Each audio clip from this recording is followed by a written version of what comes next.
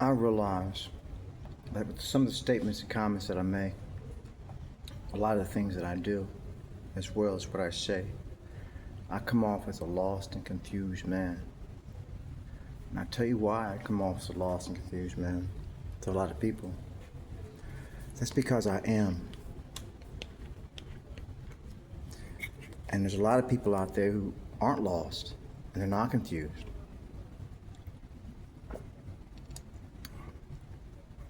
A lot of that comes down to ignorance. Like they say, ignorance is bliss. Ignorance is also having a GPS for your life and thinking you've got it figured out because you navigated someplace or some destination or another. Like you got some GPS going, right? You got your regimen going. You got your yearly planner going, your monthly planner. Break it down to weeklies and days, and you manage to get up and make that happen consistently. And rarely does the variances of life, or what do you call that,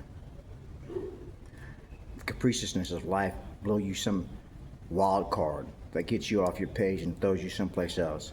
Like that book I keep mentioning, called The Power of Now, entitled The Power of Now. Here it was, this man was just going on about his business like anybody else who goes on about their business and has it all figured out. And then life tosses him a wild card and says, guess what? Boom! There goes your brain. We just popped it for you.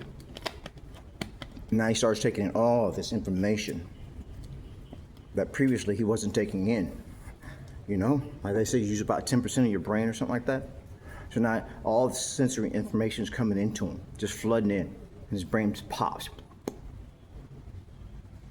All he can do is sit at a park bench, someplace at the park, sit at that bench until the ride expires and transpires, and he can get his ass up and go write a book about it entitled The Power of Now.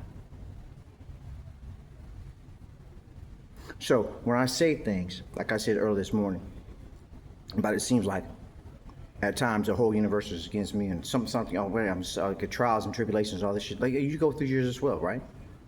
And everybody processes it differently. You say, well, that's a lost guy. It says he tells the Almighty to kiss his ass and go to hell as well.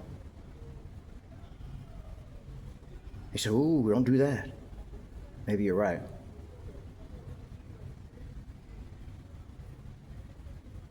But that's how it gets to be. You know? And if the Almighty can't understand that, then I don't guess anyone should be able to understand it. In a lot of ways, I'm no different, essentially, from the Almighty. You say, well, that's blasphemous right there. Well, what is?